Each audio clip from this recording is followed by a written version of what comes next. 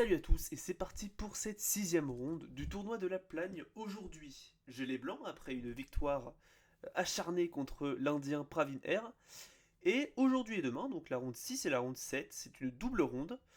Et je commence ce matin contre Ishan Rajendran, un Américain qui a en réalité été naturalisé il y a 2 ans. J'ai appris ça de la part d'un joueur de Korba. Et il était indien avant, donc encore un indien. En réalité, il n'a pas encore eu le temps de vraiment remonter son rang. Pour vous dire, Ishad est actuellement à 4 aussi sur 5, mais il a combattu que des 1900 qu'il a gagné. Il a juste perdu contre un 2000, donc chaud quand même le gamin. Et du coup, je le joue avec les blancs. Et c'est parti, du coup, je suis assez intrigué. Je sais qu'il est extrêmement fort et qu'il faut se méfier. Donc je balance E4, il répond C6, D4, D5, E5. Donc la carocane d'avance. Ici sur fou F5, j'aurais joué H4, on l'a vu dans la ronde 2. Mais Ishan va ici me répondre C5. Et j'ai de la chance parce que cette variante, je l'ai vue le matin même, parce que je bossais un petit peu sur mon répertoire pendant aussi ce tournoi, et du coup il s'avère que j'étais en train d'étudier ce qu'on appelle la Botvinnik Karl, donc c'est cette défense-là, où les noirs viennent contrer au centre avec l'idée que si on prend, on a un peu une française d'avance, mais où les noirs peuvent sortir leur fou. C'est en général des variantes qui sont assez intéressantes, qui sont très modernes, et qui mettent des positions spéciales. Ici je sais que le coup principal c'est cavalier F3, mais je vais essayer de répondre dès prend C3, dès prend C5 je veux dire. Donc je viens prendre le pion. L'idée c'est que là maintenant les noirs ont deux choix d'approche. Soit ils jouent cavalier C6 pour essayer de se développer et attaquer le pion, sur quoi je répondrai cavalier F3 et fou G4. Donc c'était de jouer vraiment l'activité plutôt que la récupération du pion. Soit ils jouent comme Ishan l'a joué ici, c'est l'approche des maîtres, c'est jouer E6. Donc bloquer le fou, accepter qu'il ne sera pas très bon, pour essayer de récupérer du fou ici en C5 et du coup avoir une position intéressante où le fou est développé et on n'a pas de centre classique. Donc ici j'ai plusieurs choix. Ici je tiens à ajouter que fou E3 par exemple pour tenir la position ne marche pas tant que ça. Il y a cavalier D7 qui réussit à récupérer le matériel. Et si jamais je jouais B4, le problème c'est qu'il y a probablement un coup comme A5 qui va venir me saouler. C3, prise, prise et finalement cavalier C6 où le pion B4 et le pion E5 sont attaqués. C'est probablement pas la meilleure ligne. Ici l'ordinateur dit plutôt de jouer un coup comme B6. Donc sacrifier le pion pour avoir de l'activité. Mais globalement, pour vous dire, c'est pas très bon. Donc ici, moi je vais répondre à la ligne principale. Ce que je vous ai dit, j'ai étudié un peu les lignes avant. Et ici, donc c'est pas ce coup auto pour moi. Là, ici, juste appuyer sur espace sans faire exprès. Je vais jouer le coup principal des maîtres, c'est-à-dire A3. Le but de ce coup est assez intéressant. C'est-à-dire, on veut venir jouer B4 pour venir défendre. Donc là, ici, les noirs sont plus ou moins forcés de récupérer le pion. Sur quoi B4, donc j'attaque le fou. Il revient en B6. Revenir en E7 est logique aussi, c'est la ligne principale des maîtres. Mais fou B6 est aussi logique pour garder la pression sur le pion F2. Et ici, cavalier F3, cavalier E7, donc prépare le roc, et fou D3. Donc c'est ça l'approche que je joue personnellement contre la bonne carte, sous laquelle j'ai décidé d'approcher dans ce tournoi en tout cas, pour venir du coup mettre pression sur la position noire. Mon développement va être très facile, ça va être petit roc, tour E1, fou B2, cavalier BD2, et C4 au bout d'un moment. Voilà, je vais essayer de jouer sur ça, avec une position bonne pour moi. Ici, les noirs doivent être vigilants. Si jamais ils jouent directement sur petit roc, ils se prennent ici, donc si jamais vous reconnaissez ce pattern, bravo à vous. C'est le mat du calabré, ou en tout cas le sacrifice grec, avec fou prend H7, avec l'idée que sur roi prend H7, c'est cavalier G5. Si tu reviens en arrière, il y a dame H5, suivi de dame H7 qui fait mat. Et si jamais tu reviens là, il y a H4, H5 qui va arriver, avec finalement une position complètement gagnante et un mat qui va probablement arriver aussi, ou en tout cas un gain matériel. Par exemple, je sais pas, cavalier C6, échec, tu reviens, et prise, et je récupère la dame. Donc, il ne peut pas roquer. Ici, à la place, il va répondre cavalier BC6, logique, qui se développe. Je réponds petit roc, donc moi personnellement... Ah non, pas encore. Je commence par fou B2. Bon, c'est pareil en fait. Je viens me développer, consolider le pion. Maintenant, il joue cavalier G6, donc encore une fois, il ne peut pas roquer, il y a toujours le calabré. Il doit d'abord bloquer le sacrifice avec cavalier G6 pour empêcher fou prend H7. Sur quoi petit roc, petit roc. Et ici, je vais faire une erreur. J'aurais dû jouer tour 1 pour que si jamais il joue cavalier F7, je puisse jouer fou F1 et ne pas perdre la paire de fou. À la place, je vais décider de jouer cavalier BD2. Rapidement, j'avais l'impression d'attaquer dans ma préparation. Mais là, du coup, je vais aux toilettes et je reviens. Il a joué cavalier F4. Et là, maintenant, c'est plus pareil. Parce que ce coup, qui peut paraître assez bizarre, bloque pas mal de possibilités. Déjà, le mat du calabré ne marche pas ici. Parce que prise et cavalier G5 est défendu cette fois-ci par le cavalier. Donc je perds simplement du matériel. Donc je ne peux pas faire un sacrifice grec. Donc ici, malheureusement, le fou, il est un peu enfermé en fait. Il n'a aucune case. Si je viens en B5, malheureusement, il y a A6 qui peut arriver, qui risque de saouler. Enfin, mon fou ne fait pas grand chose ici de toute façon. Donc ici, je vais décider de jouer cavalier B3. Un coup qui m'avait l'air logique pour défendre un peu avec la dame. Venir consolider mon cavalier. Ici, mon adversaire va répondre fou D7. Donc ici, prendre. Et ce que je voulais, j'aurais pris ensuite de la dame pour garder la défense, garder la pression un peu sur la position et préparer C4 pour ensuite du coup casser au centre et profiter de la faiblesse de la position des noirs. Mais à la place, il va répondre fou D7, du coup il garde le fou. Et ici, je vais faire une erreur. Ici, j'aurais dû encore une fois probablement jouer un coup comme tour 1 pour essayer de sauver mon fou. Sur quoi il y aurait probablement eu prise et une position intéressante qui est probablement équilibrée. Mais à la place, je vais me dire, je suis malin, je vais peut-être jouer cavalier BD4. Avec l'idée que sur prise, j'ai un fou qui est développé. Le fou ici, il est un peu mort, le cavalier ici aussi. J'ai peut-être du dame G4 qui va arriver au bout d'un moment. Pour moi, c'est intéressant. Donc je vais balancer cavalier BD4. De toute façon, j'ai l'impression que mon cavalier est super fort ici. Mais Ishan va assez rapidement jouer cavalier prend D4, fou prend D4. Donc là, ici, je me rends compte que sur cavalier prend D4, ça ne marche pas. À cause de. J'avais vu un truc qui marchait pas sur cavalier prend D4. Ah non, j'avais prévu fou prend D4 pour surtout me débarrasser de ce fou. Fou prend D4, cavalier prend D4, et là maintenant, dame G5. Bam. Il joue ça, et en fait, je regarde la position et je suis un peu. Je suis un peu exaspéré. Pourquoi? Parce que je me rends compte que je perds du matériel un peu en force. Parce que là, il menace mat. Ici, ce serait mat. Par exemple, si je défends simplement le pion en attaquant la dame, là, il y aurait dame prend G2 et c'est défendu par le cavalier et ça fait un petit mat qui est mignon.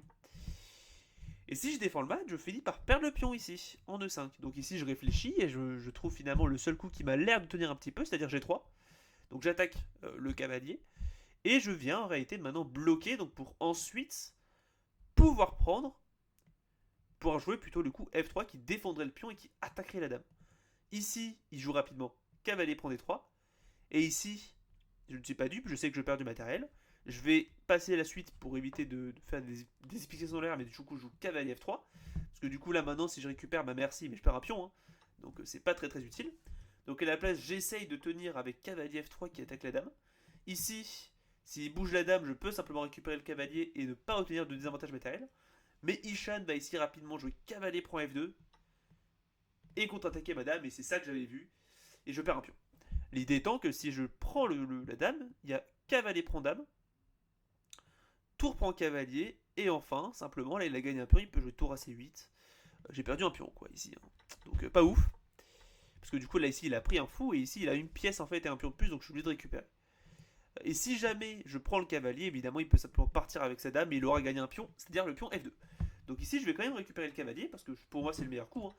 Si je prends la dame, j'échange les dames dans une position avec un pion de moins, ça m'a pas l'air fou, surtout que je laisse pas mettre d'activité. Donc je joue plutôt tour prend F2. Il revient en E3 pour clouer. Je joue C4, donc j'essaie de jouer sur le clouage ici du fou. Et en fait, jouer sur le pion qui est ici faible.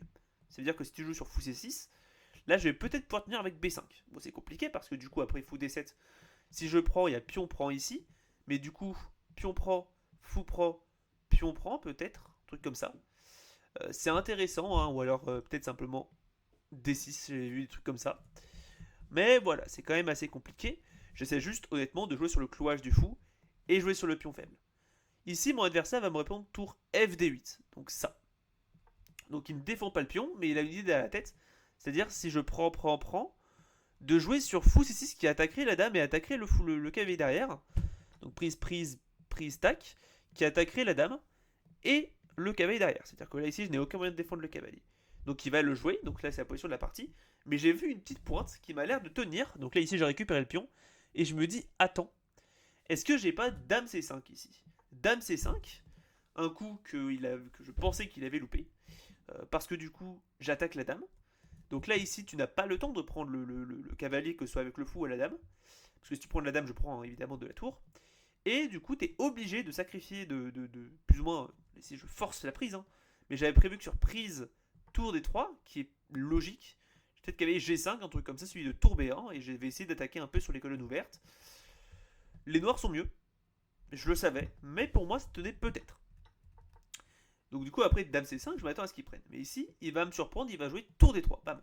Donc il défend sa dame. Mais ici, du coup, je vais rapidement prendre, donc pour garder ma bonne sous de pion, prise. Et ici, je vais me poser. Parce qu'à la fin de la ligne, j'ai réussi à récupérer mon pion. Et j'ai quand même une position qui s'est un peu clarifiée et qui est pas mal pour moi. Bon, ici, vous notez, j'ai quand même le cavalier qui est en l'air. Il y a souvent des menaces de tour 1 qui peuvent être intéressantes avec le fou qui contrôle les caisses blanches. Mais il y a moyen que je joue sur quelque chose. Il y a moyen que je joue sur quelque chose. Et ici, la position noire n'est pas si claire que ça. On ne sait pas comment vraiment il s'améliore. Donc ici, moi, je vais assez rapidement jouer cavalier G5, qui va être un très bon coup, pour venir simplement contre-attaquer sur le pion, avec l'idée que tu ne peux pas vraiment pousser parce que mon pion défend. Ici, j'avais pas vu qu'il avait prise. Ici, j'avais prévu prise. Et ici, tour D5. Un magnifique coup qui en fait enferme mon cavalier, et il va simplement venir le récupérer avec tour F8 et tour prend. Évidemment, c'était hyper compliqué de voir ça, je ne l'ai pas trouvé du tout. Et lui non plus d'ailleurs, parce qu'il va assez rapidement jouer fou D5, un coup parfaitement logique pour venir défendre le pion. Et je l'avais prévu. Et finalement, je revois la position, et c'est... Bah, je suis quand même pas bien. Parce que là, ici, mon pion, en réalité, il est indéfendable. Hein. Ici, je perds le pion parce que je n'ai aucun moyen de le défendre. Si je pousse, il y a prise. Si je reviens, malheureusement, mon cavalier est en l'air. Si je pousse, malheureusement, il y a G6 qui vient déconnecter la défense de la tour sur le pion. Donc, je suis obligé de le donner. Mais du coup, comment je le donne? Donc là, je vais réfléchir un petit peu. Hein. Là, pour vous dire, il doit me rester 5 minutes à la pendule, lui aussi. Donc on a joué rapidement parce qu'en fait, les coups étaient quasiment forcés. J'ai juste mal joué à l'ouverture. Et finalement, j'opte pour tour D1. Donc mon but avec tour D1, c'est d'attaquer le fou. Mais surtout, après prise, peut-être jouer maintenant sur... Qu'est-ce que j'avais prévu ici? Peut-être simplement revenir en arrière ou un truc comme ça. Ouais, un truc comme ça, je sais. Ah non, peut-être jouer ça. Non, j'avais prévu ça, oui. J'avais prévu ça avec l'idée que du coup, quand tu prends, je prends, tu prends, je prends, et j'ai la tour active. Tu as un pion de plus, mais j'ai ma tour qui va s'infiltrer sur la 7ème. C'est probablement parti nulle. Donc ça, c'est mon idée. Donc après, fou D5, je joue tour D. Ici, mon adversaire va réfléchir, mais il va rapidement jouer tour prend E5. Je réponds tour F2-2, du coup, donc je continue mon plan. Et ici, il va répondre très rapidement fou C5, donc il a bien vu que prise ça amenait à des positions qui sont pas si claires. Et du coup, il joue fou C6. Ici, je vais rapidement jouer tour D8 pour essayer de m'infiltrer avec la tour. Tour prend D8. Tour prend D8, et là, il me répond tour E8. Et là, je regarde la position, et la finale, pour moi, elle est pas si claire. Je sais que les noirs, ils ont un pion de plus. Mais pour moi, on va dire une finale de pièces où j'ai un pion de plus, c'est grave tenable. Parce que, admettons, je finis la partie avec cavalier contre fou pion. Si je réussis à échanger mon cavalier contre le pion, c'est parti nul. Donc, je me dis, ok, partons sur la finale, je tour prend D8, fou prend D8. Et là, du coup, je finis sur une finale qui est quand même pas mal pour moi. Enfin, qui est moins claire, où ok, j'ai un pion de moins, mais il y a quand même que des pièces. Et si jamais je réussis à échanger mes pièces pour faire en sorte qu'il ne lui reste plus aucun pion, même avec son fou de plus, il n'aura rien. Donc je la joue. Ici, après fou prend 8, je joue roi F2, donc j'active mon roi. Il joue fou C6, donc il préfère venir activer son fou. Roi E3, donc j'essaie de m'activer, et il joue fou G2. Son but est simple. Venir ensuite pousser H6 ou F6 pour venir échanger le cavalier. Dans le sens où, si jamais je fais un coup comme roi D4 pour essayer de m'activer, H6 attaque mon cavalier, je vais lui revenir là. Prise, prise, et là maintenant c'est plus pareil parce que c'est une finale de pion. Et une finale avec un pion de plus à ce niveau, c'est gagnant pour lui. Il va réussir à créer une dame. Je peux pas y faire grand chose. Donc après fou G2, je me rends compte. Après fou D6, je me rends compte qu'il veut jouer fou G2. Donc fou G2, en fait, il joue. Et là, du coup, je reviens tranquillement en F2 pour venir attaquer le fou. Et là, maintenant, j'ai un petit piège en tête. Déjà, je me rends compte que F6 gagne probablement parce qu'il y a cavalier prend. C'était mon idée en réalité, hein. Mais du coup, l'idée c'est que prise-prise et la finale de pion est égale parce que du coup, il y a le même nombre de pions. Mais le problème, c'est que là, il peut simplement revenir en arrière. Et mon cavalier est enfermé. Donc, je suis obligé de prise, prise. Et là, j'ai une pièce contre deux pions. Enfin, une pièce contre un pion. C'est compliqué à tenir parce que du coup, bah, il va simplement venir grappiller mes pions. En tout cas, faire un truc comme ça. Donc ici, F6 gagné probablement, parce que dans ce cas-là, du coup, si je reviens, bah, je perds le matériel. Enfin, F6. Oui, F6. À la place, mon adversaire va répondre avec H6. Donc ici, il préfère le faire avec l'autre pion. Mais la différence, c'est que là, maintenant, bah, c'est plus pareil. Parce que je peux prendre le pion maintenant. Et c'est ce que je fais. Il joue H6 et je prends directement le pion, assez content de moi parce que j'ai trouvé l'idée. Avec l'idée qu'en fait, donc encore une fois, hein, s'il prend, je récupère. Et ici, maintenant, j'ai simplement une finale de pions égale où il y a 4 pions contre 4 pions. Et si jamais il revient en arrière, par exemple en C6, pour essayer de venir simplement contrôler comme on avait vu et enfermer mon cavalier, le problème c'est que là maintenant le cavalier il est au centre, donc il peut simplement revenir. Et là maintenant mon cavalier il se. Bah, c'est un cavalier quoi, il est plus enfermé. Donc on a une finale où j'ai cavalier contre fou, quelques pions, c'est parfaitement égal, surtout que vous notez que tous mes pions sont des cases noires, donc il peut jamais les attaquer. Donc là je suis content. Il joue H6, je prends. Il récupère, donc là maintenant il prend le cavalier, et je prends le fou. Et là, on va débiter globalement. Ici, on va faire que du blitz, hein, parce que du coup, voilà. Mais après qu'il joue roi E6, donc là ici, j'ai quand même pas mal hésité. Donc j'ai pris après peut-être 2 minutes. Bon, évidemment, j'allais quand même prendre. Hein. Mais je voulais bien être sûr de calculer ce qui se passait après roi E6. Parce que je l'ai vu, il veut jouer roi E6. Pour essayer de grappiller mes pions. Et j'essayais en réalité de calculer si moi j'avais le temps de prendre ses pions et de promouvoir. Parce que lui, il va essayer de venir prendre ces pions-là et de promouvoir ici. Moi, pareil de l'autre côté. Donc je voulais voir qui c'est qui était le plus fort. Enfin, qui était le plus rapide. Mais du coup, j'ai calculé jusqu'à la fin, en réalité, quasiment la ligne. Et je vais vous montrer simplement la partie, comment elle s'est passée. Roi F3, Roi D5, donc il se dirige. Roi F4. Et ici, première. Donc là, il a joué ici Roi C4. Logique, hein, il vient taper sur les pions. Mais j'avais vu G6. Ici, j'avais calculé G6 et j'étais pas content parce que je ne savais pas vraiment quoi jouer contre ça. Donc là, ici, j'avais prévu probablement de jouer G4. Et là maintenant, c'est Roi C4. Attention, c'est plus si clair à cause de G5 qui gagne carrément. Parce que si tu pousses, j'aurai le temps de jouer Roi E5, Roi ici, et prise, et pousser le pion D, et le pion G. Donc ça ne marche pas. Si tu viens jouer en D4, là c'est différent, parce que tu contrôles la case, mais ici je joue H4, et finalement t'as pas vraiment aidé ton plan. Donc ici ça va probablement finir en nul. Mais ici, il joue Roi C4, donc il vient taper sur mes pions. Et je vais y réfléchir, mais du coup finalement je joue Roi F6, Roi F5, Roi B3, Roi G6, et je calcule que prise,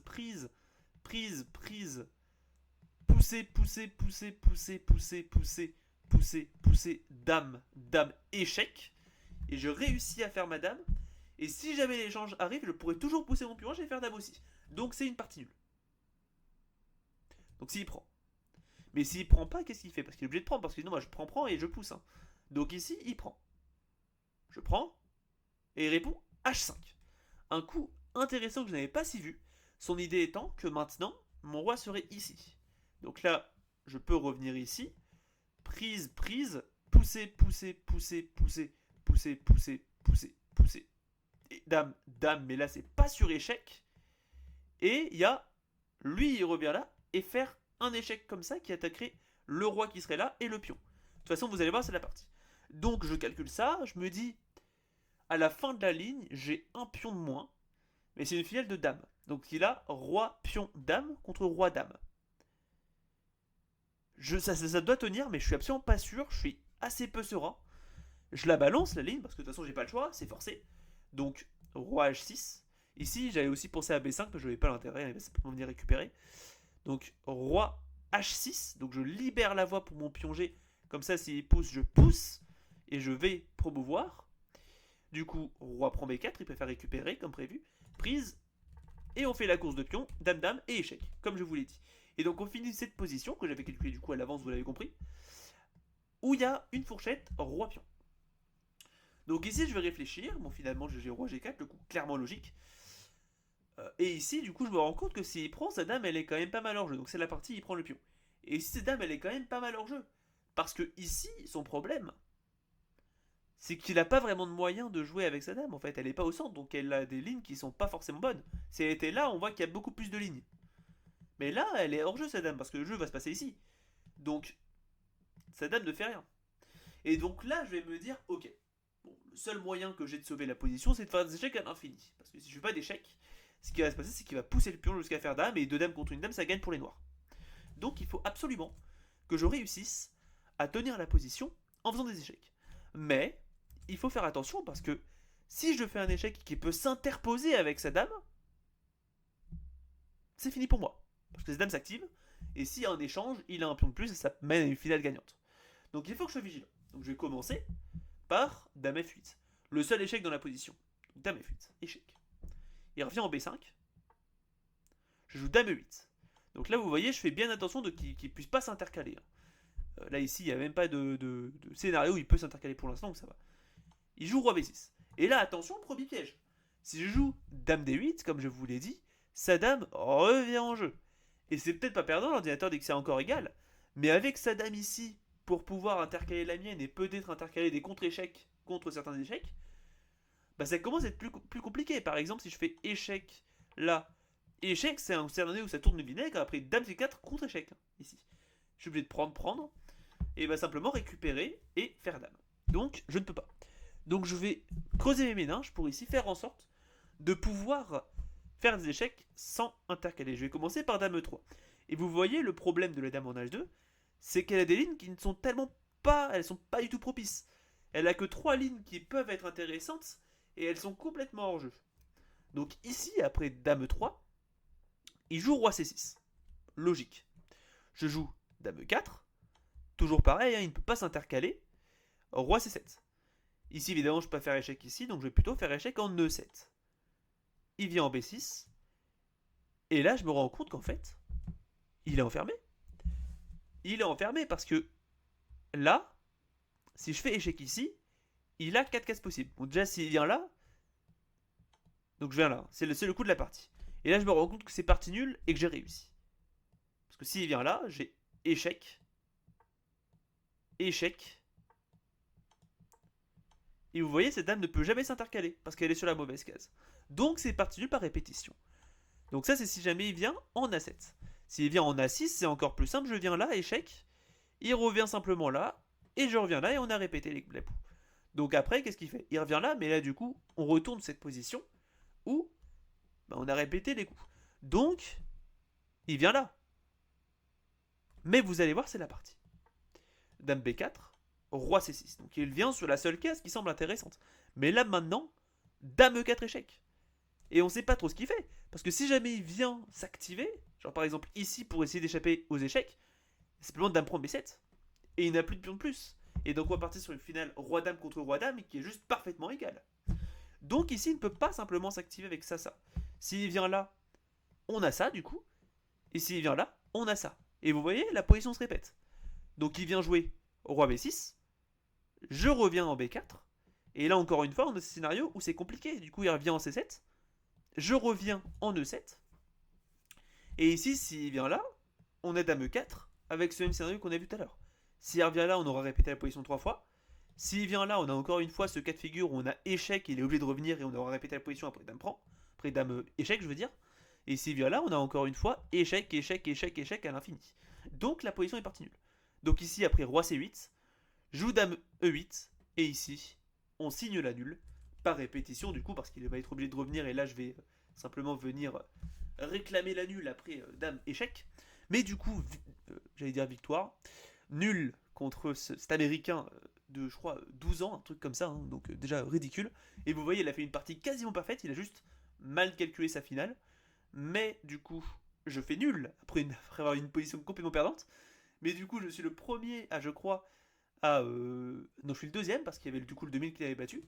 Mais du coup, je tiens contre ce jeune américain super fort, vraiment, rien à dire, il a juste super bien joué.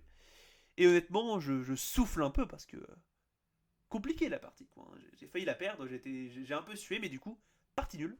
Contre cet Indien américain, peu importe, mais il vient d'Inde, donc c'est sous-classé, c'est ce que je veux dire. Et du coup, je suis à 4,5 sur 6, avec des appareillements un peu malchanceux, mais c'est pas grave.